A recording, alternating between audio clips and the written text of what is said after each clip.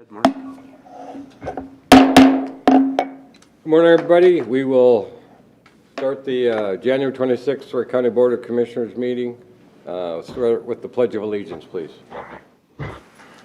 I pledge allegiance to the flag of the United States of America and to the republic for which it stands, one nation under God, indivisible, with liberty and justice for all. Good morning, everybody. All right. The board minutes from 1/19/21. Does anybody have anything they need to have changed, added, removed?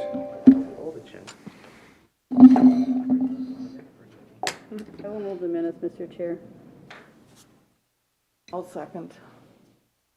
Motion by Commissioner Houston, second by Commissioner Wetter. Is there any discussions? Hearing none, all those in favor say aye. Aye. Opposed, same sign. Motion carries unanimous. I can get you a new one. You printed out the wrong one. No, I did. I That's noticed right, that. I got it here. I said bring it up on my computer too. Okay. Review and approval of the agenda. Is there anything that needs to be added to the agenda at all today? I have nothing to add. Okay. With that, I'll entertain a motion. So moved. Second. Motion by Commissioner Vetch, second by Commissioner Ketchmark. Any other discussions? Hearing none, all those in favor of aye, say aye. Aye. Opposed, same sign. Motion carries unanimous. Consent agenda. Is there anything anybody would like to have removed for further discussions in the consent agenda? Mr. Chair, letter B, please.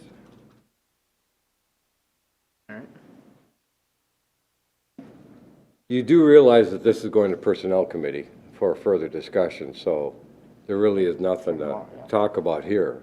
It'll be very brief. The county attorney Okay, took the time. all right.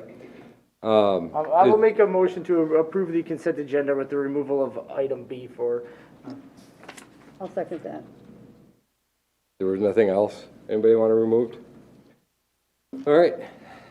All those in favor say aye. Aye. Opposed, same sign. Motion carries unanimous. Commissioner Ketchmark, item B. For county attorney, Mr. Lutz, please. Morning, Commissioners. Thank you. And so late yesterday, you took the time to do a 6-page summary email on your proposal for the shifting of the positions here. And I was wondering, it didn't say in there, but who came up with the descriptions? Who was part of that? Ryan Osselson and Greg Kreiser and myself. Okay. Now, the county's got a consultant group involved in job descriptions. Were they consulted at all, or did this get ran past or reviewed by them? I'll give a little background. Mr. Kelly, my predecessor, obviously, he started this, I believe, in some planning type meetings where some commissioners were involved. So that's when the idea was first discussed. And then once the resolution was adopted appointing me as county attorney, I initiated this process asking for help from Mr. Kreiser and Mr. Osselson and forwarded the job descriptions to Lee Kelly and Sean Johnson, the HR director. And then that's when, being new to this position, especially administratively, that's when I was directed either to go to the Personnel Committee or the Committee of the Whole. So then I waited until I officially became county attorney and asked that this be placed on the consent agenda. So the documents that I shared with the commissioners yesterday, administration and Mr. Kelly had those previously. And similar to last week, points have not been assigned because I don't know if the position is going to be approved or not. I thought it would be most appropriate to wait and see if this position is approved before points are assigned. So I guess I view it as in the preliminary stages with respect to this position. Okay, thank you. Sure. We have somebody with a hand up. Sean Johnson. Johnson? John? Good morning, Chair Delight and Commissioners. Just for clarification, for a position like that, HR will review it, but we don't take any action until it goes before the Personnel Committee. because obviously it's a new position and has to be approved by the commissioners before we proceed. So that would be the reason why we recommend that it goes to the Personnel Committee first. And then if the board approves it, then we take the next step. We go through the job description. We'd also have the attorney's office complete what's called a PAQ, which is a form that Baker Tilly uses that dives into it a little deeper. And then once we have a completed draft of the job description, then we would forward it to Baker Tilly for appointing and further review. All right, thank you, Sean. Mr. Chair, Yeah, this go will ahead. go not to this personnel committee, right, but the one in 2 weeks? Next I one. know it would be Or tomorrow. it would be on tomorrow, okay. Just checking on Thinking that. tomorrow, I was thinking it was gonna be the one be February now. Is it gonna be February? That's what I planned it was. Okay. I just Your thought since understanding? it just, we normally don't petition things on unless it's. And it wasn't Anyway. petitioned on. Okay. So February's fine Okay. from my perspective. Okay, and then, I had something just to run past the board, so I didn't have any further questions Okay, for you, I just- Mr. Lutz. for one clarification though, the county attorney before Kelly had these positions already at that point too, correct? He had chief of criminal and chief of civil, but not a chief deputy. Okay. So it's kind of, in a way, going back to what used to be at one time. Okay, All right, thank you. thank you.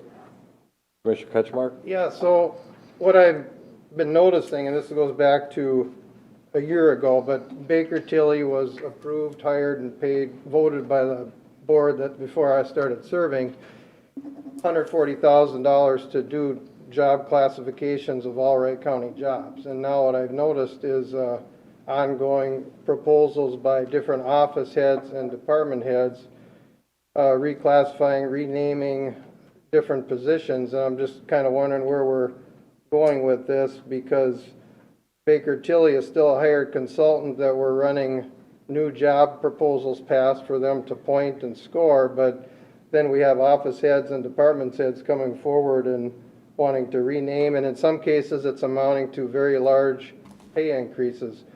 So I'm just kind of wondering what the thought is about where we're going with this, with ongoing proposals from people that are basically reclassifying what was classified a year ago. Mr. Chair?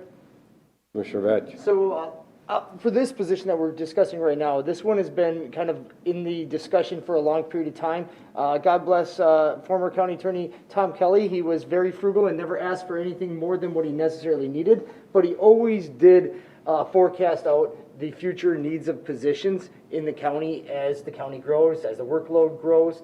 So this one here is actualizing the workload of that actual position within the office, because as of land disputes and a lot of the civil sides of the county has become exponentially larger, and this is just kind of actualizing it. And it just kind of, the timing kind of fell into the new county attorney Mr. Lutz's hand to move that forward discussion item. As long as I've been in office, I've been aware that this was something that was going to need to happen. I know you're discussing about some of the other ones that'll be on the personnel committee tomorrow, about some of the business manager positions, as well as kind of the changing from I forget what the other title is, administrator or business administrator versus a business manager. Some of those positions, and we'll get into the nitty gritty of it tomorrow at that personnel committee, some of them are kind of actualizing the roles as we transition from a more paper-based IFS and a disconnected financial system to a more single siloed, where you don't need as many people, but you just need one person that is more responsible. So and that's kind of that transition in actualizing some of those changes. That's where some of those changes come into it. And because some of those roles are broadening the scope of the actual positions. I went with the Baker Tilly thing in the comp and class, and these reclassification of these positions don't have really anything to do with each other. But that's what I've seen, having gone through the whole entire comp and classification study. These positions, literally these jobs have actually changed. Commissioner Houston? Yeah, and I know it seems like we just got this done, but it was really a long process. I mean, we started like 4 years ago with Baker Tilly, and as things have changed, you know, like I said, some jobs have sort of shifted in responsibility and not necessarily, I mean, you're right, there might be one or two that, you know, has a fairly large compensation, but maybe they're taking on 1.5 people's work or that kind of thing too. But yeah, it's certainly good to keep, you know, keep looking at this stuff and exploring it, and that's why I think it's good to vet this stuff out at the personnel committee, because you can really get the details about, you know, the comparisons and that kind of thing too. But yeah, it's, I mean, as soon as, that was part of the frustration too, because here we're doing the study and things are changing when we're in the middle of the study, and that's what's happened with a county our size and with this many employees. It just needs change. So yeah, but it's good to keep an eye on it. That's why we send it to personnel. It's not a guaranteed. It goes to personnel, it gets vetted out there, and then it comes to the full board for additional vetting if there is a need. So this is, nothing is rubber stamped here at all. This is all for further discussions. Thank you. Okay. All right. So can I have a motion to allow this to go to the February? I'll make a motion to recommend letter B, the attorney's proposal, move it to the personnel committee in February. I'll second that. All right. Motion by Commissioner Ketchmark, second by Commissioner Houston. Is there any other further discussions? Hearing none. All those in favor say aye. Aye. Opposed, same sign. Motion carries unanimous. 9:02, I think we're a little past that. Virgil, are you with us this morning? Yes, good morning, Mr. Chair and Board of Commissioners. Today, there's 4 highway items for you to consider. Can you use your outside voice? Speak up a little bit. Oh, can you hear me now? Yep. Yeah, just use your outside voice. Pretend we're your kids. All right, sounds good. So the first item today is to set a Transportation Committee meeting of the whole for sometime in February. There's 4 items I have on a potential agenda. One is to update the board on our Highway 19 project in St. Michael. It's planned for construction next year. County Road 118 reconstruction project update. And then we'd like to talk about the local option sales tax future program and possibly setting a hearing, you know, later in the spring for that. And then an update on MnDOT's Northwest Metro feasibility Mississippi River crossing that Commissioner Vetch serves on as a PAC member, and I'm on as a TAC member. And then is there any other items the board has that would like to be discussed? We could add that to the agenda as well. Otherwise, I do have some dates suggested, and please ignore the Monday, February 15th date I had down. When I put this together, I didn't realize that was a President's Day holiday. But the other days are February 16th in the afternoon, or Wednesday, February 17th, or Thursday, February 18th, if any of those dates work, and if not, whatever works for the board. Anybody have any particular preference at all? Wednesday afternoon or Thursday afternoon would be good for me. And I'm sorry, I'm bringing up the dates. The dates again? 17th or 18th Yeah, or either 16th. 16th in the afternoon, 17th, or the 18th, I do have something going on in the afternoon. Yeah. No, I take that back in the morning.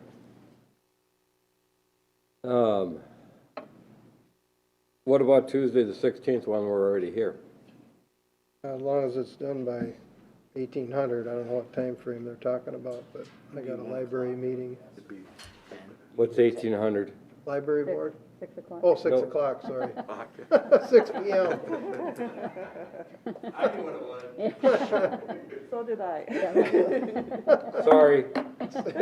You gotta speak regular English to me. Hey, it's a two-way learning curve up here, Mr. Chair. I mean, do we want to go for like a 10:30 on that 16th, or do you guys want to? 10:30 and after the board meeting, or? Yeah, Sure. I mean, Mr. Chair, Virgil, do you anticipate it'd be more than a 90-minute meeting? No, I don't. Okay.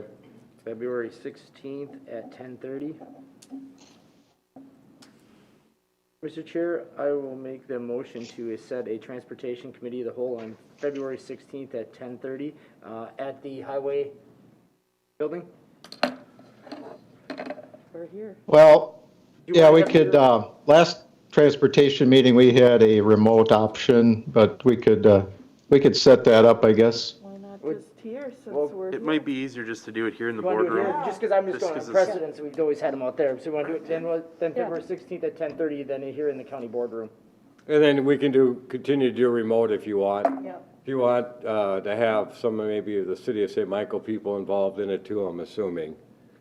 Yeah, we'd invite, whoever, cities and townships, whoever would be interested in it. It'll be publicly posted, the agenda. Okay. So I have a motion. Did I have a second? I don't think so, I'll second. Motion by Commissioner Vetch, second by Commissioner Wetter for February 16th at 10:30 a.m. Here. AM. So what, is that 10:30? It is. 10:30 hours? Yes, Mr. Chair. Affirmative. Okay, so it's 10:30 a.m. for us normal people and 10:30 for you Yes. military types. Okay. Also hospital, 10:30. Hospital Yeah, too? hospital would be Yeah. Oh, okay. All right. Is there any other discussions? Hearing none. All those in favor? Aye. Opposed, same sign. Motion carries unanimous. Thank you, Virgil. Item 2. Hey, thank you. Yeah, the next item is to approve a resolution to prepare a right-of-way plat for our County Road 118 project. The surveyor's office does this, and then we use that to acquire right-of-way along the corridor. There's a resolution attached. And just for our newer commissioners, you want to remind or let them know where this is at, please? Yeah, Highway 118 is in the Monticello area. It's south of CASA 18 and School Boulevard and goes to our Highway 37 in Monticello Township. So part of the corridor is in the city of Monticello and parts in Monticello Township. And it's a project that's funded with our local option sales tax funding, and it's a reconstruction project. Mr. Chair?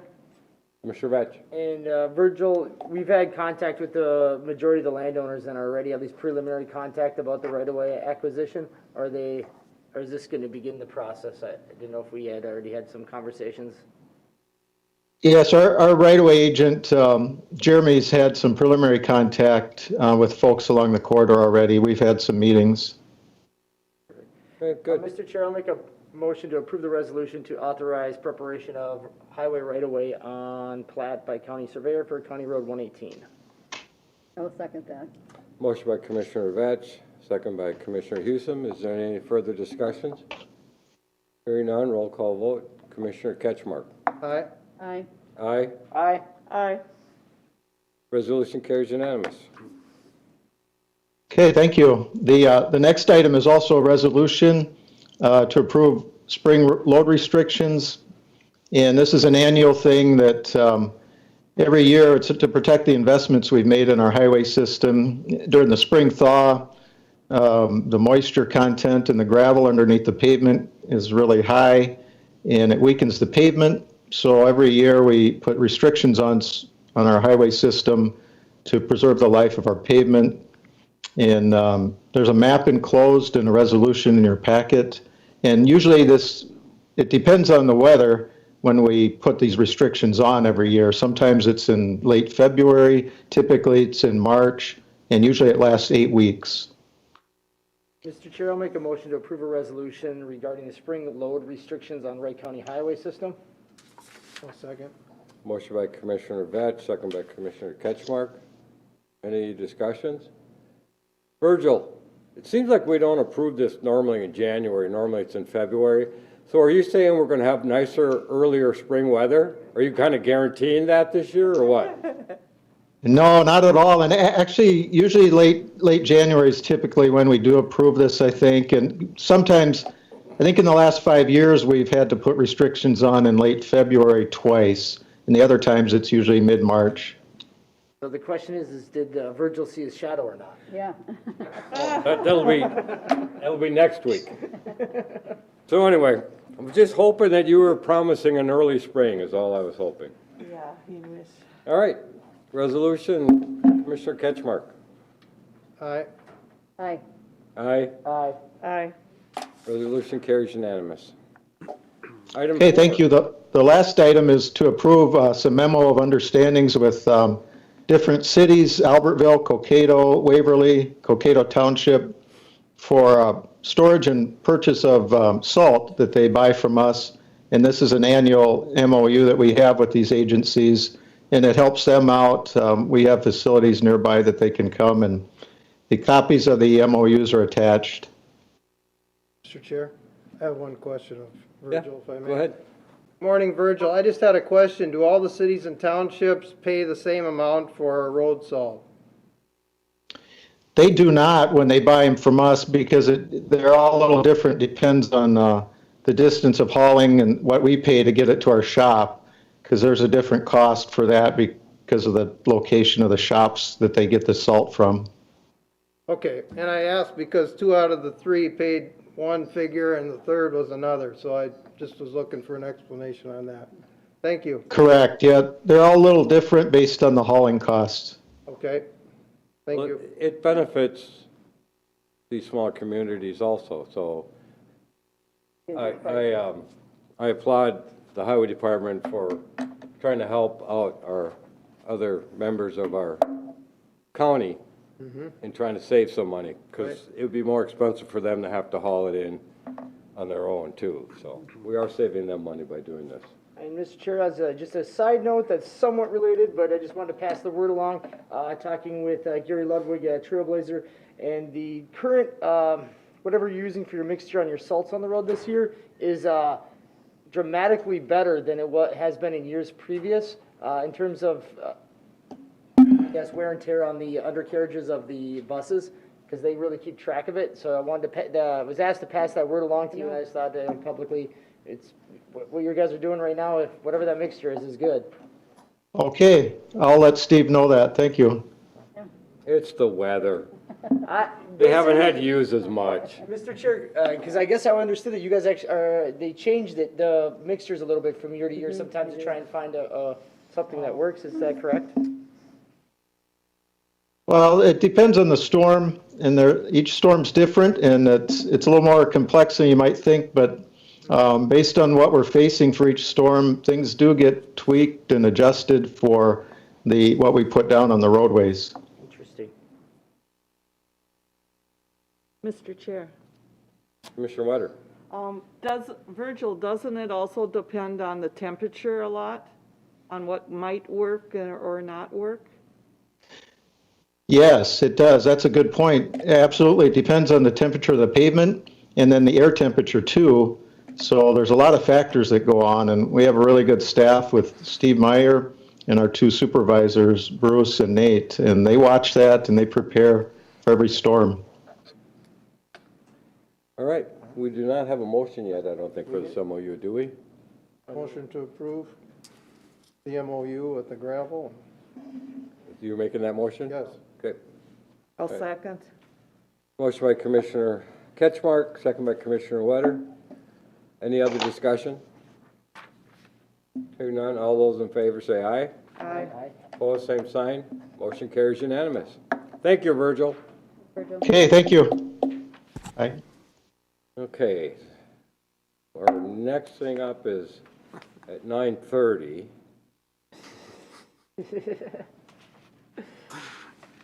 Yeah, I know. 9:10, administration, introduction of somebody for finance director. And Yes. if I didn't give her a hard time, she wouldn't think that I cared. Right. Something like that. Yes, yes. Good morning, Chair, Commissioners. I'm Lindsay Meyer. Morning. I am excited to be here. I have a background in government, I started my career as an auditor and then moved on to county government. I've had the Wright experience, and I am back. I'm glad to see the smiling faces. You know that better? Yeah, How can you I- see I the can see smiling your face? smiling Oh, eyes. oh, the smiling eyes, okay. going by crow's feet. That's right. That's why I was giving Lindsay a hard time. She's been here, she was here before and left and realized she was wrong and had to be turned right and come back to work for us. Someday she'll learn to live in the right county also instead of that wrong county. I got my kids here for school. Hey, So we're It's a halfway. start, it's a start. Administrator Kelly? Well, you kind of hit it, as Lindsay mentioned, is familiar to some of you with their time previous at the county. So this is day 2, started on Monday, so kind of getting up to speed on everything that's been going on at the county and what we got looking into the future. So very happy to have her on board. welcome, welcome back. Lindsay was involved in our, in the decision when we went to our ERP system. So that'll be helpful to have her back with trying to move that stuff forward too. So she was in the original group that decided to use the current Oracle Yes, Oracle. to go with the ERP system. And they had interviewed and reviewed, I think it was started out with 5 or something, That sounds right. and narrowed it down to 3, and Yep. so it was, Quite the process. it was, and it's still gonna be quite the process to finish through this. It's not an easy thing to deal with, but it's the right thing to do for the county moving forward for our financials, to get everybody on the same page. And I don't know if you've ever heard, but ERP stands for Enterprise Resource Planning. Yes, sir. And it's also been known as an Excel replacement plan. Because everybody with our current software has to use Excels to come up with spreadsheets. The idea behind this is to eliminate a lot of that duplicate work, so. Thank you, and welcome aboard again, Thank you. and I promise I'll be almost nice to you. I'll take it. All right, we got a couple minutes here yet before our public hearing. Let's move on to items for consideration. Administrator Kelly?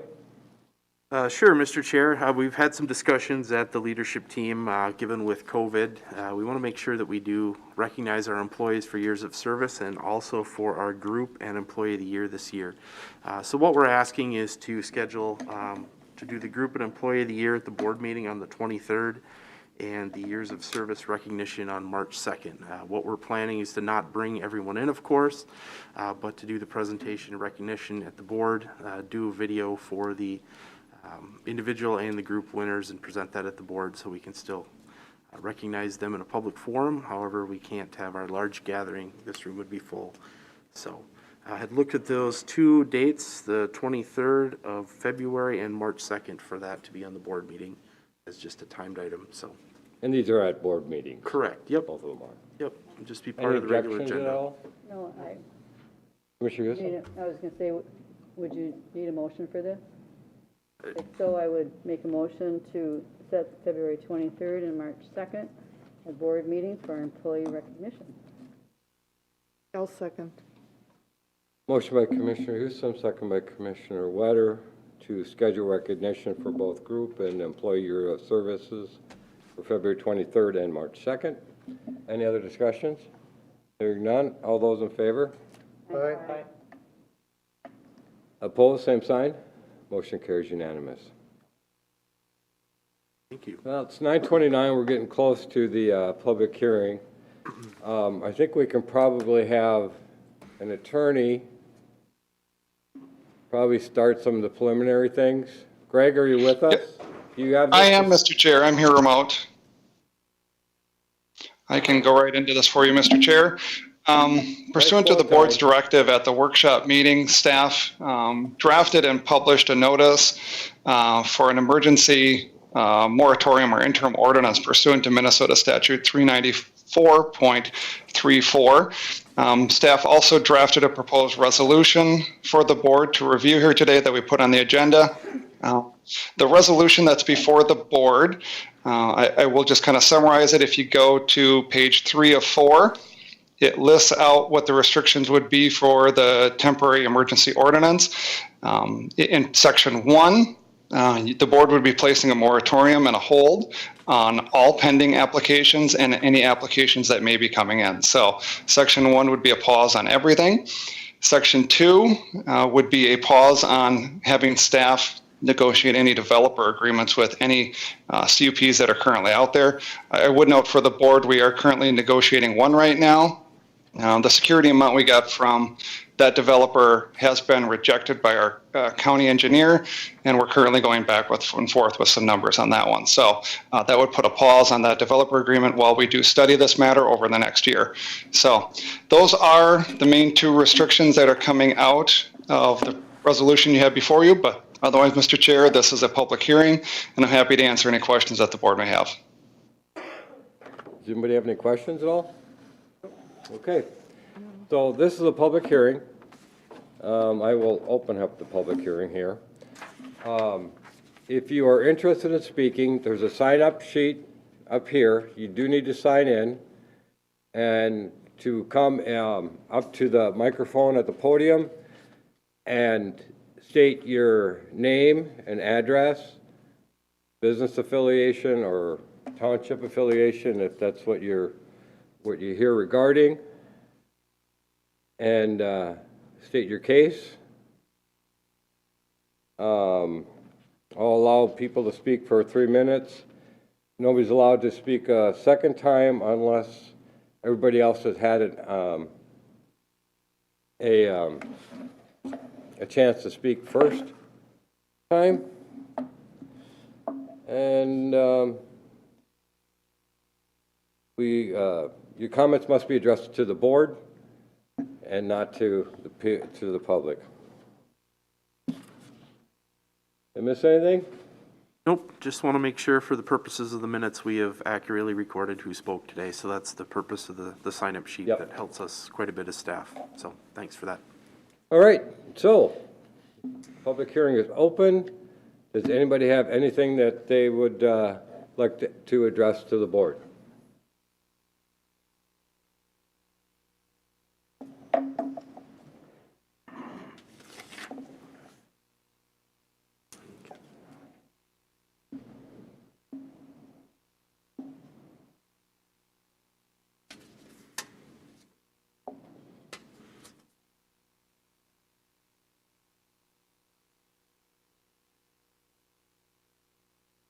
Mr. Chair, I think if anybody's intending to speak next, they should come up ahead of time and sign in, so. Yep, if you would.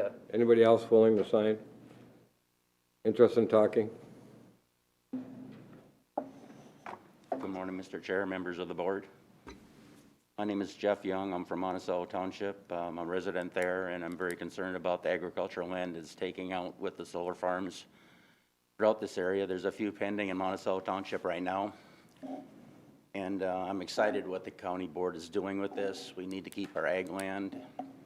We have a lot of people come to the township boards talking about the solar farms and what they're doing. The one on Den property and the one on County Road 106 is interesting because what happens is the companies come in, they don't take care of the vegetation. We've had a problem on the one on the Den property with water running into the Danny Hoker property, and nothing seems to get resolved. So we appreciate this and we applaud what you're doing today. So thank you for your time. Sir, you were next, I believe, signed up? No, gentleman back there. Hi, everybody. I'm Evan Carlson. I work for IPS Solar, 2670 Patton Road in Roseville. This is deja vu. I was here about 4 years ago. I had one project before they did the last moratorium. And I was on a committee over the course of an entire year as we scrutinized the ordinance and made it to its current form, which is one of the most, if not the most restrictive ordinances that we've seen.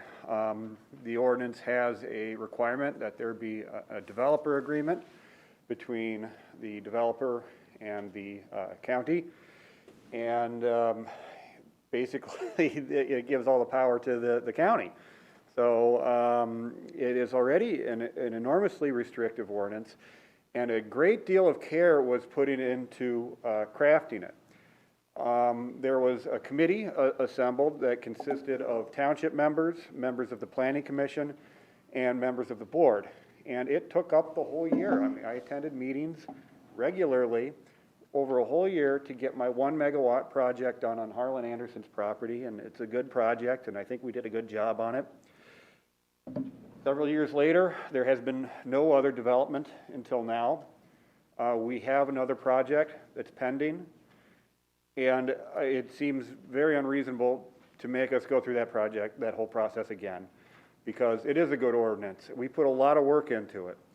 And there are a lot of things that we didn't agree with, but we have managed to find a site that satisfies the ordinance, and we would like to follow that project through. So I would ask that you do not do a moratorium at all.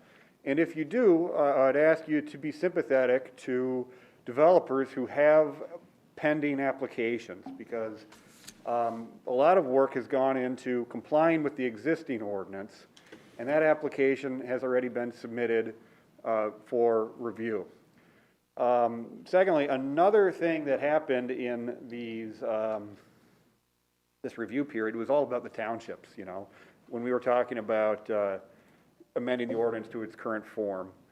And where there is some controversy over some projects, it's up north. It's in an area around Monticello, and it doesn't seem that there is a lot of controversy in these other areas. The townships are waiting to see what the county is going to do. I'm the leader here, but the conclusion was that if the townships want to do a more restrictive ordinance, they can. And if that is the case in that area where there is a controversial project, they could still do that.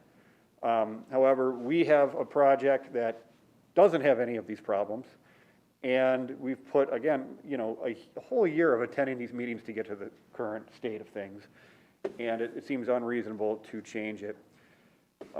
Also, I'm not sure what the emergency is. I mean, what is really, you know, there's been a project, I understand one, that wasn't all that controversial, but again, wasn't our project, so I can't really say what happened there, but we have been completely inactive in this county for years. And now that we have finally uncovered a project that might work, it's just very surprising. So understand that a great deal of care has been put into creating this current ordinance. There are mechanisms to protect people in areas that don't want to see solar development. The townships can change, and many of them have. Some of them did decide to restrict their ordinance in certain ways. And that's a more appropriate resolution than requiring us developers to comply with an ordinance and then pulling the rug out from us again as soon as we get an application under the same ordinance that we helped create. So I hope, again, that you'll reconsider the need for a moratorium. Perhaps you want to look at your ordinance. I think you'll find that a lot of care was taken into it. But if you do decide to do a moratorium, please exclude pending applications, because we've worked really hard on these. And that's not where you're getting any of the noise. You know, that's not where you're hearing any of these complaints.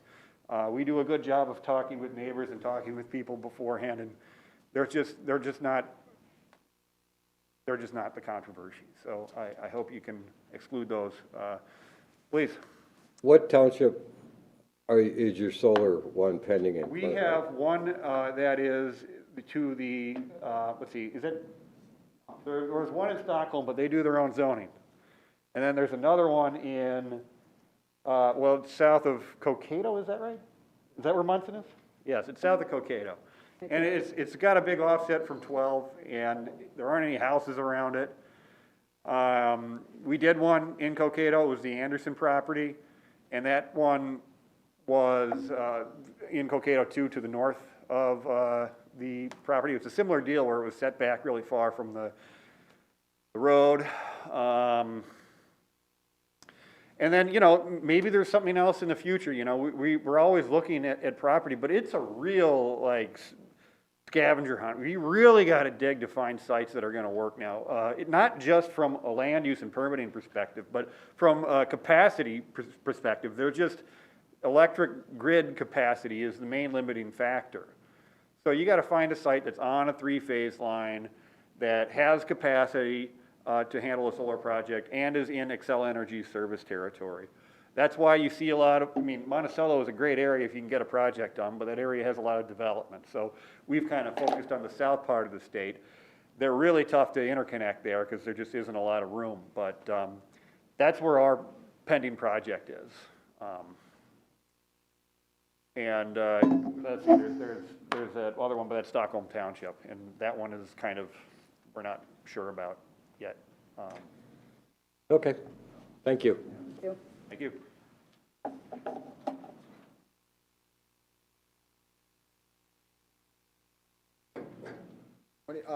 Jake Hay, 2526 Quinn Avenue Northwest, South Haven. I also work for IPS. I am an independent contractor for them, but I am a resident of the county. My family has owned property here for 34 years and no plans on leaving. It's, you know, kind of reiterate what Evan said. This is nothing new for the county, solar gardens. So we're just wondering why now, what's going on, that this very much could be a township issue because of our projects and where we are citing them and finding them. We work and follow with the ordinance and work with the county to make sure everything is adequate to the ordinance. You know, a moratorium, yeah, it will slow solar growth, but these companies, they'll recover. They'll go somewhere else. I am the one who will really be the one affected by this. This is my career. This is what I do. I love the county, and I definitely take care of my landowners and do everything I can to get these built and make sure that everyone is as happy as they can be along the lines of where they are and siting and everything that goes with it to make sure that we are right in line with the county's ordinance. There's really just, you know, trying to figure out what the real damage to putting these gardens in for the county. They're mostly done on private land, which are Wright County residents. They want to do these, and that's why you're seeing them come up. The residents want these on their property. And that's just really kind of what we're trying to figure out is where is this emergency coming from and why now after all this time. And there is quite a bit of support for these in the area. And as Evan mentioned, we really do look for areas that will work. And if this is one project specific in a township, then it should be handled by the township. And that's really more or less what we would like to consider. The two projects Evan mentioned, one of which is in Stockholm. That is my project directly, and Stockholm Township has said they will follow what the county does. So this does have quite a large trickle-down effect. And we really hope that if you do consider this, that you would allow pending projects to go through or consider just letting the townships put in more restrictive moratorium. It's definitely something that we are very interested in working with the county on and trying to make this work.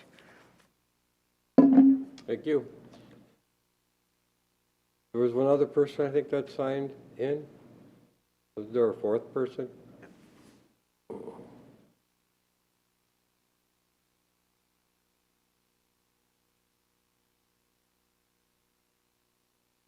And I'm with the same company as Evan. I'm IPS Solar. My name is Brian Keenan. Our company address is 2670 Patton Road, Roseville.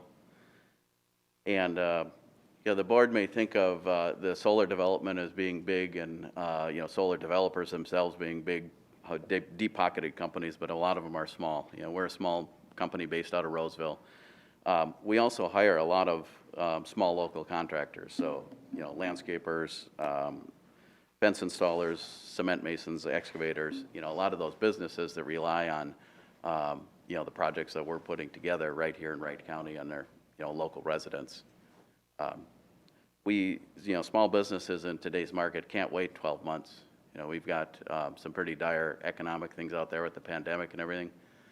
One of the brightest spots has been solar and the jobs created there and the investment happening in the face of the pandemic. And, if you voted for a moratorium, you're killing that investment and those jobs here. The other thing, we work with farmers, obviously, generally. Those are the landowners that have big space. We're using a very small portion of their land, but it's allowing them to have some economic security. We're keeping, the family farm running, through ups and downs of the market, and it really helps them.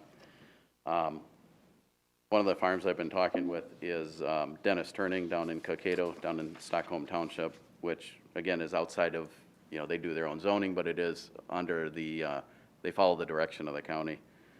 And Dennis wrote a letter to Mike Kazmarek, and I'll just summarize some of it here. He says, the program offered by Xcel Energy is very important to those of us participating. We're willing to make a portion of our agricultural real estate available for a worthy cause of renewable energy. Please help us stay on our current timeline and prevent any delays that may be unnecessary, either voting no or please come up with a less invasive solution. The problem that this workshop felt for a need for a moratorium. Speaking specifically to the, 12 months being an excessive, and he didn't feel it was a necessary time frame to put some small tweaks on an already, robust ordinance. Thank you. Okay, thank you. Gentlemen, I think you're, anybody else that had signed in? Oh, I'm sorry, young lady? No, why don't you go ahead? I didn't. Morning, Commissioners, Mr. Chair. So my name is Renee Carterell. I live in Annandale. I am a property owner, not related to any of these companies previously up here. I've been exploring solar. There's a number of counties across Minnesota that have embraced solar. And in fact, in Minnesota, nearly $100 million in property tax revenue has been generated in counties that offset property taxes in counties in the state of Minnesota since 2004. My feeling is Wright County is missing out on a huge opportunity to supplement our top property taxes to pay for county services by not embracing solar and look, I have to take this down, I can't breathe. Not embracing solar and not looking at how solar can drive our county forward and provide economic stability. Some people were talking about the farmers who can use it to even out their years. And also we know commodity prices are dropping, we're overproducing. How can we use these lands more appropriately? We need to be forward thinking in this. Now, I know that there is controversy around this topic. Some people want us to see us moving more towards nuclear. Solar's not going to be effective.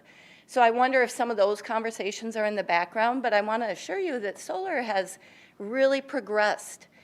And there are counties that are embracing it, and there are counties that are moving forward economically and benefiting from it. And I think it's time for Wright County to be looking at this. We have a restrictive policy, but how far are we going in looking at the opportunities of solar? They are providing jobs, they are providing income, they are providing property taxes. So we need to be looking at that, not just looking at our fears of a new technology and innovation. Already within Wright County, a third of the county can see the large nuclear lines running through the county. Solar farms, yes, don't look as pretty as woods. Across from my property, a large conservation situation is going in. I don't know what they call them. And that property used to be farmed. It's no longer farmed because the farmer can't make money off it. So they're putting it into conservation land. I don't mind that. It's good. It's their farmland. I want them to do what they want to do and what they need to do. I'm glad that a pig farm's not going in across from my house. I'm just going to say that. No offense to pig farmers, but I'd rather not have, or a large development of 100 houses. So I would like you to consider not just, first of all, as some others stated, what's the emergency? This has been going on since 2004. Counties have been exploring it for a long time. Why hasn't this county, thought progressively down the road? Now I know Excel is offering out some contracts, and Excel has come in and put in some solar farms, and our own local electric facility doesn't even have any solar farms in our area. Why not? Why aren't we embracing that and looking to the future? That's my questions to you. Thank you. Yeah.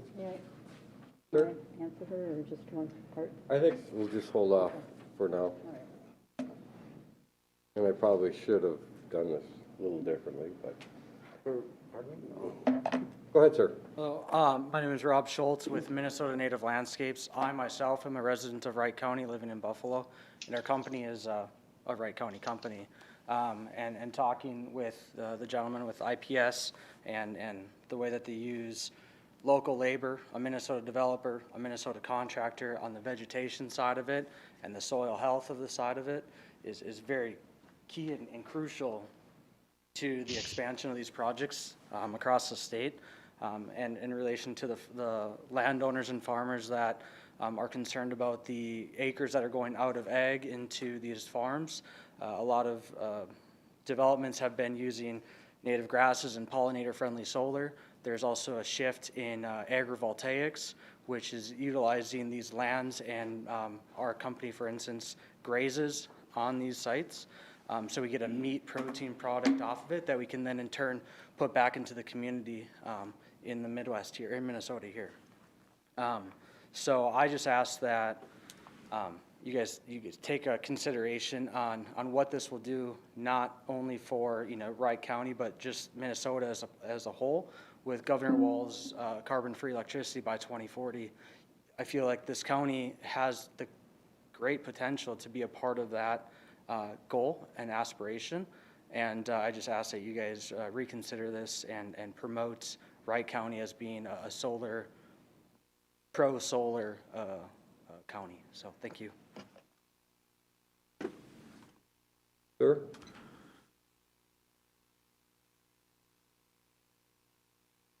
Terry Weezy with Buffalo Township, and I'd like to be on record that we're in support of your moratorium.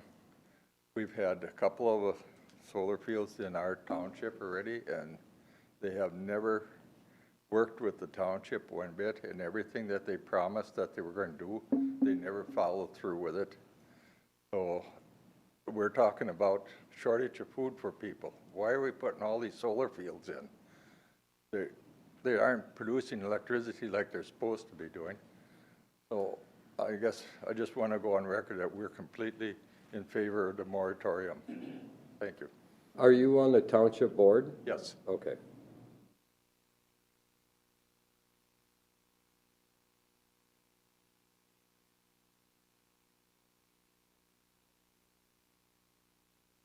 There's somebody else that already signed in. No. You had, Yeah, he signed in. I didn't sign in. No, but the gentleman in the back. He had signed in already, so I'll let him. That's all right? That's all right. Okay. Go ahead. Kevin Yannick, Monticello Township Board member, and I live in the Monticello Township. And I'm just representing myself. I'm not representing the board. My personal opinion, I agree with your moratorium. And Monticello Township, I think the floodgates are kind of opening, and we're going to get too much of this development in our township. And I think it's going to affect our property tax situation. From what I understand, it's all based on ag tax for the solar projects. So I would rather see residential units or that even loosen up on the individual residential buildings that would pay a better tax rate to the county. Can I get, I'm sorry. I was just gonna say, can you state your address since you're not representing the township board, but? Yeah, it's 1179 County Road 37, Buffalo. And then there's a Center of the American Experiment. There's a good website if anybody would be interested and look it up. They show problems with lease agreements between farmers or ag property owners and the solar companies. There's issues with easements, what you're giving away, what you know, if you don't know what you're doing, could be risky to a lot of people, so. And it would be Center of the American Experiment, and there's good articles on solar farms, so that's all I have. Thank you, sir. Thanks. Young man?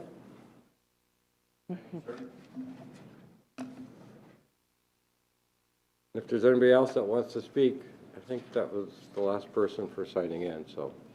Harlan Anderson, Cokato, 2379 Quimby Avenue Southwest. I think my first comment would be is I have one solar farm and I have a second one under construction. Do the commissioners have any questions about what goes on when you do one of these?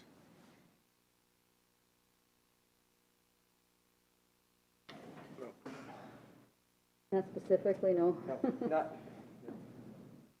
Well, I had a question because somebody called and told me this was going to happen, and I was just curious because, like Evan said, he was on the commission, Leander was on the commission, and Charlie Burrell, and anyway, it was a pretty good group, and I think I was pretty proud of what came out of it, and I think I support the idea of moratoriums. We had one on feedlots. I think we got some of the best rules in Wright County for feedlots as a result of it, but I think this what we have now for solar farms is pretty good, and I've experienced them, and I think it's important to make sure that we live by them, we make rules, and Evan's group came in and did a solar farm and lived by the rules. The second group that's come in now, I think if that should be a problem of doing another moratorium, I think the county should enforce the rules that they've made. And the second one is not following the rules that the county has made. And I don't know what you're supposed to do. When the developer comes to you and says, well, I got permission from Wright County to do this, which is not according to the rules, what do you do? So I would say that I don't know what the issue is with your moratorium, but I think you need to work harder on making sure that the good plan that you have in place should be enforced with the support of the county. Somebody made a comment about using up ag land. My family is now doing business in Wright County for the 150th year, and I see it as a plus for farmers. I ask people many times, and they say you're taking farmland out of production, and the best part, and Greg Kreiser, your assistant county attorney, I think did an excellent job representing the county legally, and I think that the solar farms generate more money to the farmer than CRP. CRP was originally a part of a program that I worked on in 1985 to take land out of production to get the price of farm crops up. And it's continued on a lot longer than I expected. But essentially, your solar farms are doing the same thing. Your solar farms are built with the idea that in 25 or 35 years, they have to come and take them out. Greg Kreiser's got a developer agreement that puts a lot of cash in your pocket for cleanup, and after 25 years, I'll let my grandsons plant corn on the field again. Somebody mentioned earlier about housing development. When you get down doing a housing development, they generally don't turn into cornfields later, but these solar fields will turn into cornfields later, or can be. And so far, it's been a good experience for me. My only hesitation is that the county is not enforcing the rules. So I don't know what this issue with a moratorium is, but I thought we did a good job. I like the rules as a farmer and as a Wright County resident. And again, even if you don't ask me today, you're more than welcome to ask me because I've experienced a good one and a not so good one. And if you have questions, contact me anytime. If you have any more questions now? I know two of you weren't here when we did the first one. But. Commissioner Wetter? Yes, Harlan, thank you for coming and talking about this. I haven't been out here, your solar farm, but I guess a lot of what I've heard is that a lot of the solar farms become weeds underneath rather. What do you have underneath the panels? Commissioner Wetter, you bring a really good point, because the first one we did was put on a alfalfa grass field. Okay. And they didn't do any land alterations, and I think our original one said there should not be land alterations because of past experiences in Wright County were not good. So there was absolutely no land alterations. They used my grasses, and they they've cut them I think they cut them 3 times last year. And I don't see any issues with weeds, which was a concern of mine. The second one, if you look at my field today, it's all black, and it's under construction. What they're going to plant, I don't know, but there was significant land alterations, which I disagreed with, but Wright County approved it unbeknownst to me. So I just thought it was a little strange that you could do significant land alterations without talking to the landowner, and that was approved by Wright County. But as far as right now, so far they came in 3 times last year and cut the weeds, but they didn't have to do any planting because I already had my grasses and I had alfalfa as my bee habitat or bee-friendly product. So the second project, was that the same company that's putting it in? No, It's a different company. The first company was Evans Group. Second company is a different group. Okay. And they don't, my complaint to them on the second day was that nobody's talking to me, and they still not. The guy on site is good, but then there's another guy in New York, and a lady in New York, and a guy in Arizona, and somebody else in Wisconsin, and somebody come from Morocco, so. That, and let me add to this, you know, some people will say, well, the moratorium was terrible. Well, no, I think it's really good. I really appreciated the rules that Wright County put forward. It made it a lot easier for the rules to be defined, because just like the feedlot rules, you know, if you went down, Tom Salkowski I worked with a lot. If I wanted to build a feedlot, I'd go to Tom Salkowski, and in 10 minutes I'd know if I was going to be legal or not. And having the rules, I'm a believer in rules. I'm a believer in planning and zoning. Without the rules, you know, what's going to happen? But so I think your rules are good. I don't know what the issue is with this one, but your rules are really good. I like your rules. I just wish you would enforce them. Okay, thank you. Great. Thank you. Harlan, before you leave, if I can get you some contact information for you, because just outside of this meeting, there's some questions that I want to have some dialogue with you, just so, but I'm not going to have to take a lot of time going through it all now, so. Sounds good. Thank you. All right, is there anybody else that had signed up or wishes to speak? Is there anybody else that wishes to speak? Yes, sir? You asked me where a project was located. Evan Carlson, IPS, 2670 Patton Road. You asked me where our pending application was located. I said it was south of Cokato. It's south of Howard Lake. And I just wanted to correct that. So, Okay, thank you, sir. Yes? I meant to mention this. So addressing the weeds that Commissioner Wetter was talking about, there are best practices for what to do underneath these solar panels now, and they've been developed. And they're finding, you know, so there was concerns that they were destroying wildlife. They're now actually finding that if they're done properly, as the one person said, you can actually create a more abundant wildlife by putting in the proper native plants, putting in, you know, vegetation that attracts bees and pollinators and birds. So that should be something you're considering as a county on how to put into your regulations. Thanks. Thank you. I do know that Native Landscapes have done a number of them and have done a good job with that.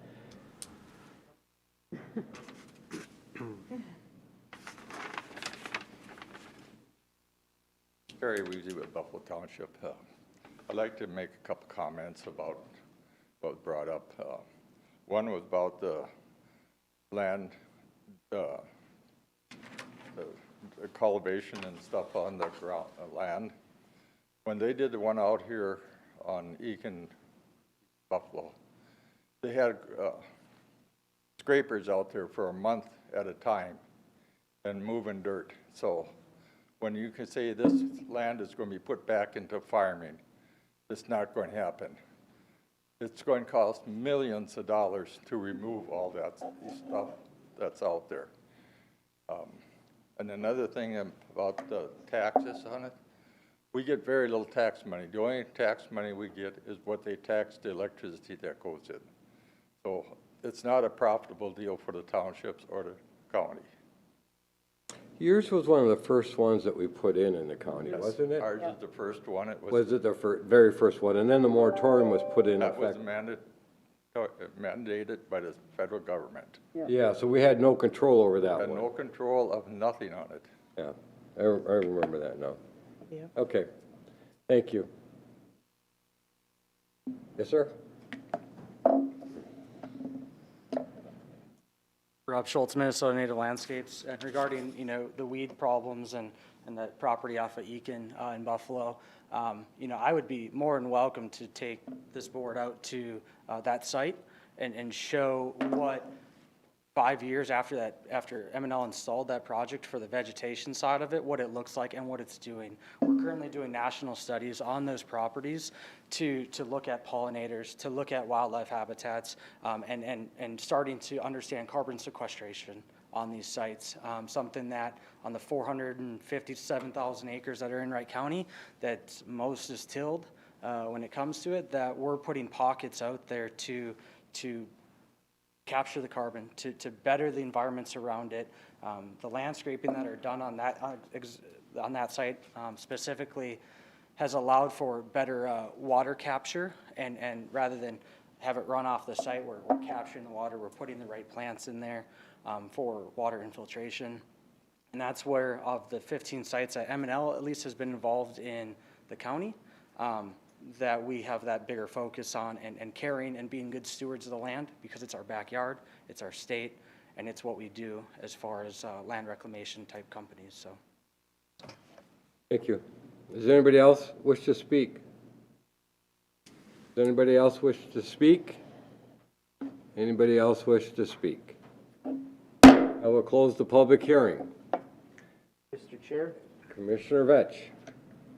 So, if you don't mind, just so I can propel my voice a little bit.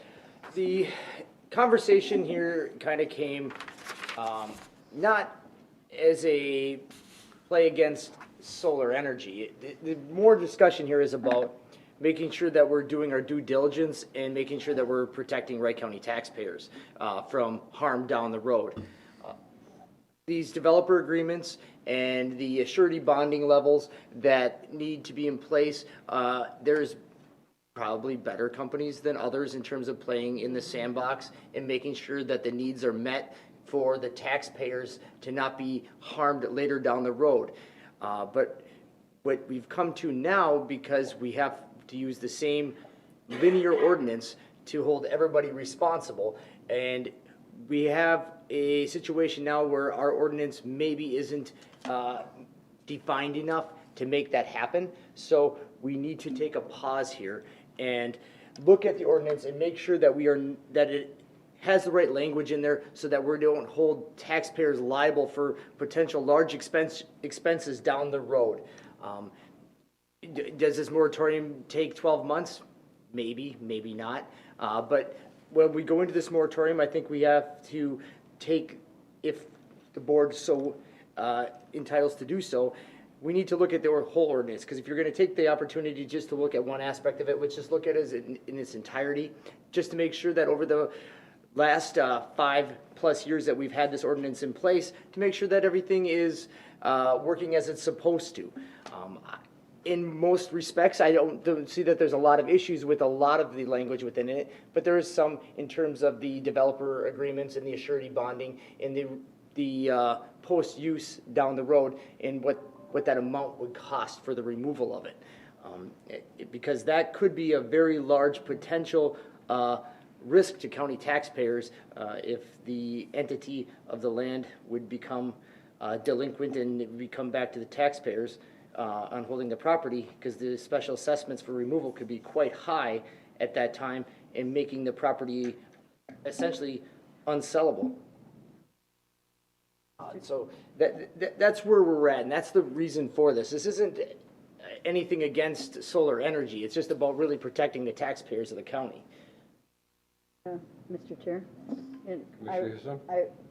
that's my concern too is that we don't want the liability to fall on everyone, so we need to make sure that fail-safes are in place. So when we go forward, I mean, we know that, reputable company, Evan, I mean, we're hearing good stories and we're hearing real concerns from people. So it's not, we're not, trying to pick on, I think if we go forward with this, the good companies, and I think we could discuss pending things at this point, but I don't know if that's an aside or if we want to, things that are pending, maybe we need to have a discussion about that as opposed to across the board. I don't know. But I would want to address Ms. Cardell. So Wright County is one of the top solar producers in the state and also one of the top tax collectors for production tax. So we have embraced solar. It's not that we haven't, for sure. We've got a lot of fields out there, and anyway, that would be my comments. Any other commissioners? Chair? Coach Mark, do you have anything? Well, just a couple comments. Question one would be, does anyone know about how many different solar vendors we've been working with in Wright County? I've heard maybe one or two represented here today, but how many have had their hands in projects in Wright County? Or Mr. Kreiser, does anybody know from past conditional use permits? Sean Riley, are you with us? Would you have an idea? I am here, Mr. Chair. I don't have all the developers' names listed in front of me because they have not all done projects, but I'm going to approximate 5 to 10 developers and companies that have actually gone through the process and built solar farms. Different companies, not the same, correct? Correct. Okay. Well, and I would just say that I wasn't here serving when the first moratorium and the initial laws came into play, but from other professions, a lot of us know that you have to sometimes revisit policies and procedures because different things come up that you couldn't see 5 years ago. So for those that had 5 years to work with what we had, they enjoyed it and worked with it, and luck of the draw. If you're in the process at whatever point we're going to issue potentially a cease here, then that's just kind of how it goes. But I understand from other professions, you'd like to get it all right the first time, but things evolve and change, and that's kind of what we're looking at, it seems like, to be addressing here is changes that have happened from past experience in Wright County. And Mr. Chair, this moratorium, as Commissioner Vetch said, does not necessarily mean it's going to be a year. Things can be ironed out, perhaps in a more timely manner than that. So, because we do have to really address some of these things that have come up. We want to make sure that our taxpayers are not on the hook for solar farms that go down. If I understand correctly, that some of them would have it'd be less expensive for them to walk away than to have it removed. Yep. Commissioner Whiter, did you have something? Yes, I know when I was on the Soil and Water Board, we had a few instances where, again, we had runoff, like Mr. Young talked about, runoff off the fields where there was water problems that would dump onto neighbors. And I think there should be, some sort of maybe revisiting some of that type of things. Also, I was talking to a constituent just yesterday, and he was expressing how some of the owners of the property owners, had several companies come in because one would walk away, like you said, and they've had as many as 4 now that have taken over the responsibilities of that solar farm. And I kind of wonder, what's to protect that poor property owner from one company saying goodbye and then another one coming in and taking over. Again, your liabilities, Commissioner Houston, that you brought up, I guess, I am concerned over that. Also, again, I talked about the weed problems. I know that there is the possibility of putting in some of these environmental seeds, but those are extremely expensive. And so a lot of companies are not willing to do that. So then you have all these weeds that you have to control, and they don't. Yeah, Mr. Chair? Oh, Commissioner Vetch had said something too. My dad always said weeds were just something that was planted in the, Well, where they you don't wanted belong it. there. A radish in a alfalfa field is a weed, right? Yes, exactly. Commissioner Vetch? Mr. Chair, thank you. So, if this moratorium is enacted and we go to the phase of creating a work group to research and review the current ordinance for changes, I mean, I welcome Evan out there. You guys, a lot of great information. Rob, there's a number of you in this room that I hope will participate in this aspect of reviewing and researching this ordinance, because I think a lot of you in this room have some very valuable information. And as well as the townships, I want all these perspectives to sit down so we're looking at it from both views. Because I think after 5+ years, there's some things that we didn't know that we know now, that we can make it a win-win both ways. Mr. Houston?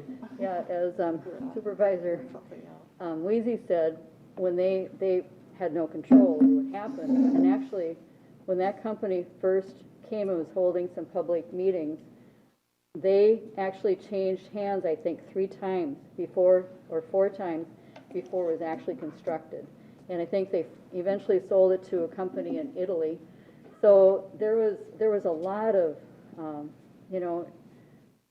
it seemed like they were going to have good communication. They promised good communication in the beginning. And then, I mean, we kind of heard after the fact that they had sold and sold and sold. And so it's those kinds of things. I mean, you don't have that with local companies, but that certainly is a big concern too. And when you start losing that communication, it's not good. Mr. Chair. Commissioner Wetter? I had one more thing that I forgot to bring up, and that was, I know I've had emails, and one thing that always got brought up in the Monticello area, there's a lot of gravel pits that have not been reclaimed. And one thing that always bothered me, and one thing that they always asked, the constituents asked, was why can't a solar field be built in some of these gravel pits? And to this day, I've never had an answer from any of the companies, and I know this got brought up in those original meetings years ago, and no one was ever able to answer that. Well, I was wondering if somebody here could answer it. Commissioner Wetter. Yes. They did answer that earlier Oh, okay. regarding they have to be in a place where the 3-phase, they could connect into the power grid. Okay. So if it's not where a former sand pit is, they wouldn't be able to connect into it unless somebody brought that grid over to that area. So that's one of the biggest things they were talking about, is that it has to be accessible to the grid system. So if the gravel pit isn't close to the grid, unless Excel or Wright Hennepin is willing to bring it in, the cost isn't worth it at that point. All right. So I think that was one of the things that was talked about a lot in the first ordinance, about trying to use some of those Okay. old gravel pits, but it has a lot to do with the grid system. Okay, thank you. Mr. Chair, I'm going to make a motion to Adopt a resolution for interim ordinance number 21-1, resolution adopting an emergency interim zoning ordinance instituting an emergency moratorium on solar energy pending research and review of the current ordinance.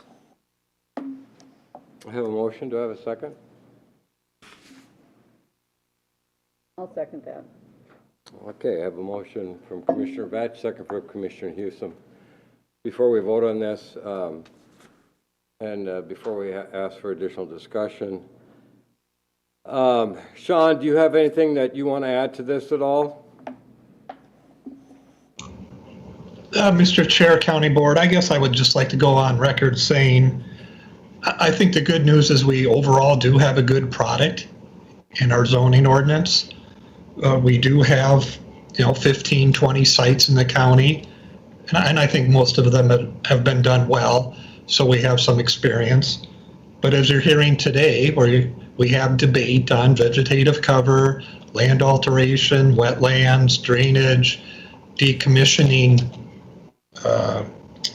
tools in our toolbox. The land use is 5 or 6 years old. There's moving parts to it. If we need to relook at the details and fine tune things, we will put resources and effort into doing that. Okay, thank you, Sean. Attorney Kreiser, do you have anything that you need to add to this or method at all? Mr. Chair, members of the board, if this resolution is approved, we will have to discuss setting up a committee and doing some studying. I think we can maybe start that process at the next board meeting and solicit people who'd like to be on the committee, but we do have to study it once we go down this road. And then the sooner the better, correct? Yeah, within the next 1 or 2 board meetings, we should probably set up a committee and get it moving, yes. Okay, thank you. All right, is there any further discussion up here? Mr. Chair, I got one thing, and it was brought up here today, and I know that we're in the middle from Planning Commission, having just done a site inspection for one of these, that it's well on its way per se. So I don't know if we want to have discussion about things that are in the hopper. Are we going to cut this off at the knees immediately, or how are we going to address those that are to some degree in the process, some further along than others? The resolution states that everything is put on hold, Unless they have a CUP. including the one. If they have a CUP, they're good to go. But if they don't have the permit, if they don't have a developer's agreement done, I think they're pretty much stopped based on it. Okay. And I guess I will, based on the discussions, Mr. Chair, Attorney Kreisler, the basically piece is if they have a developer's agreement agreed upon, they would be able to move forward. But without a developer's agreement, they would be on a cease, correct? Mr. Chair, Commissioner Vetch, that is correct. Without a developer's agreement, planning and zoning will not issue a building permit to start construction. Okay. Okay, that's for my clarification as much as others that are Yeah, doing the same thing. And any of the pending ones, do they have that? There is one currently that has a CUP that's been approved that does not have a complete developer's agreement. That one is because they offered us a $22,500 surety, when all the other comparable ones are in excess of $100,000, including a recent one that just applied with a $122,000 surety for the same size system. So we're having a disagreement because they're literally 82% difference in their surety amounts. Okay. On that particular one. So that's why that developer's agreement has not been finalized. Okay. Thank you. Anything else? No? Resolution, Commissioner Vetch. Aye. Commissioner Wetter. Aye. Commissioner Ketchmark. Aye. Aye. Aye. Motion carries unanimous.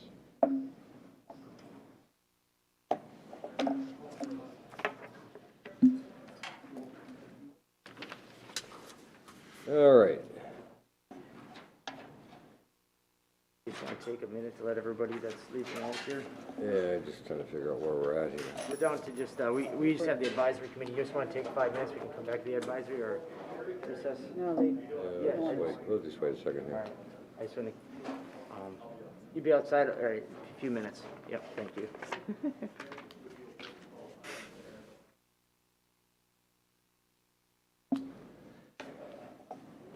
All right, advisory committee, advisory board updates. Coordinator Kelly. All right. Administrator Kelly, sorry. Old habits die hard. So work continues on ERP. We're doing sessions yesterday, today, and tomorrow on the general ledger and working through that. Of course, meeting with Lindsay Meyer as now that she's on board and kind of the discussions around the finance area and department and getting that up and set up and working on some vision of how we move forward in the future. So did have the opportunity to briefly visit the construction site yesterday to look at the progress at that. So it was good to get an update on that progress and a number of staff items we've been working through these last couple weeks. So that's a high level summary. So good, thank you. Commissioner Wetter?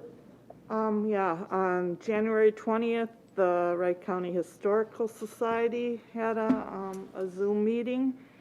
And first of all, they voted for their officers, and they remain the same as last year. So Ken Gregornik is the president.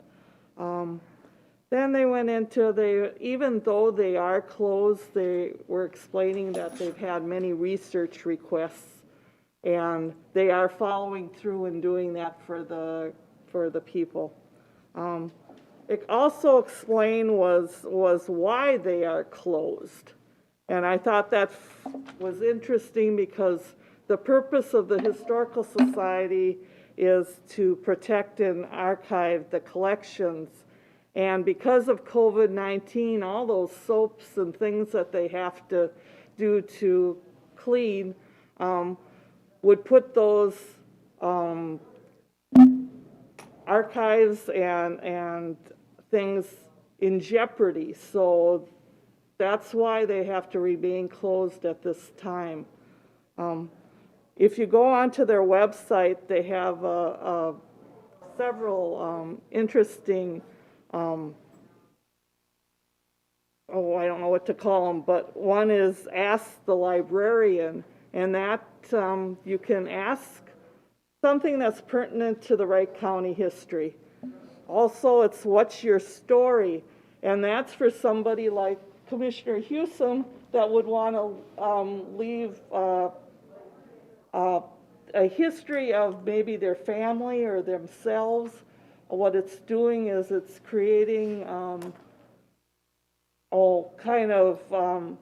every Wednesday it creates a new page, and you fill out what is explained there, and in the end you will actually have a history of, say, yourself or your family or whatever. And so I would suggest, if you're interested in either of these things, to look at their website. And that's all. Thank you. Commissioner Vetch? So last week, Trailblazer Joint Powers Board met virtually. Commissioner Kruger from McLeod County will be the chair for this coming year, welcoming 4 new members, as well as Commissioner Dahleden on the group, 2 new ones from Sibley County and 1 new member from McLeod County. Basically really just talked about how right now they're still doing their pandemic funding through MnDOT. So it's kind of, they are fully funding all the operations at this point, minus any of the capital expenses, replacement buses and so forth. Other than that, we're still working on trying to find software that will meet the needs of of the system, and Commissioner Dahleden got updated on that mess. We've been going on that now for 3 years of trying to find a software company that can accommodate, which I guess it's hard to believe that there isn't anything on the market that you can buy to facilitate the dial-a-ride service and the mapping that is necessary for it. It's just hard to fathom, but it just doesn't exist. So outside of that, myself and Commissioner Dahleden weekly have been meeting with our Business Relief Committee, getting a number with a number of staff here, getting a number of the applications reviewed and the process moving forward. It's going well. They're starting to funnel in more applicants now. I still want to get one big push to get the word out there that those funds are out there and the application is on the county site. And you know, if you think you may qualify, please fill out the application. Yeah, especially any food, you know, anybody that got hurt from this last shutdown, definitely. Yep, yeah. That's all I have. That's it? Yeah, I was with him. I was on the radio last week. I tried to throw all the new commissioners under the bus. It didn't work, but I tried. Oh, you tried? There was resistance. Wellness met last week. Side of the ground. Wellness met last week on Tuesday afternoon. And with it being the pandemic and a lot of people not being here, working remotely, they've still got quite a bit of involvement in the Wellness Committee. Sounds like they're good. And they're going to be trying something a little bit different where they're going to tie some things in with the Parks Department to try and get our employees out into our parks to do different things that are out there.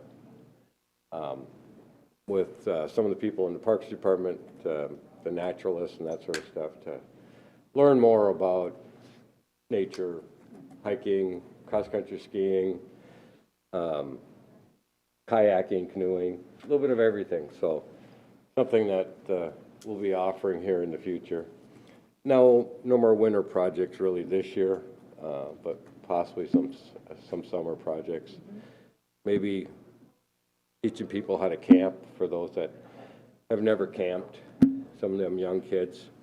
So the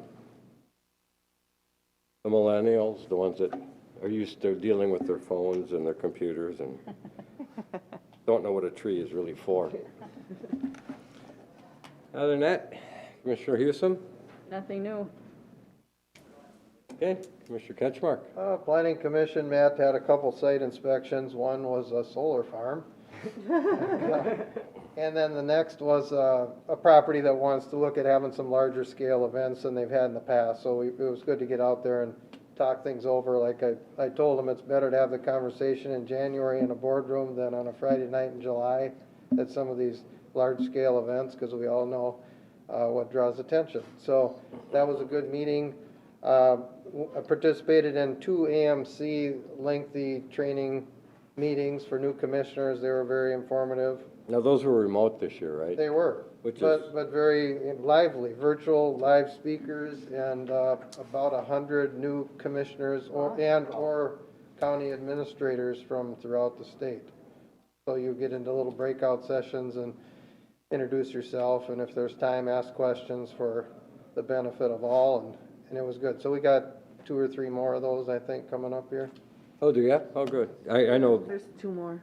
a few years ago, when Commissioner Hewson and I were first voted in, we went, and it was at the location, and it was very, very interesting and educational too. So, How big was your class of new commissioners? Well, there was 4 of us from Wright County. Oh. yeah, and I know there was one county that had all 5 new commissioners. Meeker County had 5 new commissioners. Which one was? Meeker. 5 years ago. Yep. So, I mean, yeah, not there was 5 years quite a ago, few. 8 years ago. Because my class was only like 60 some, so it was quite on the smaller side, especially when you have 100 some. We're like, wow. No, we had a lot, but Yeah. I can't remember, I don't know. the But I think a lot of it was because of redistricting back in our Yeah, days that too, was- which that had a was lot what of happened. effect Yeah. on it. Some really interesting stats that are thrown out as far as the different sizes of the counties. Traverse County, 5,000 people Yep. Yeah. in the whole county. Yeah. Budgets varying from 2.8 to 2.1 billion, from 2.8 million to 2.1 billion. And the different charts of population and where they all fall. So interesting. The other thing, library board met, picked officers. I was appointed to the finance committee, and we're going to meet today with other new members and figure out what the expectations are there later today. That's all I have for an update. Okay. Frank, quick question. Yes, sir. We do have, and Frank is our, I don't know. Audiovisual person, who makes sure that this is all working good, so if we don't look really nice up here, then we blame Frank. We did get the video up and running for the sheriff's, training facility, correct? So that's on the county website. We'd also talked about getting one out there for the court system. Did that ever get out there? Just got the first batch of footage, that's underway. Okay, so we're hoping to have walkthrough, fly-through, if you would, of the new Justice Center in, what, about 3 weeks? That's fair. The fair? Okay, so you heard it here, folks. In 3 weeks, if you don't see it, let us know, we'll blame Frank. Yeah, thank you for doing that. Nice job with the training. Yeah, facility. it was very educational. So anybody that has an opportunity to see that, go onto the county website and search tactic or training center, and it should pull up the video for that. Yeah. Yeah, no, hopefully we'll be able to do more of those things in the future for all sorts of other different purposes to show the public what's so right about Wright County. All righty, anything else come before the board? Not, we are adjourned at 10:36.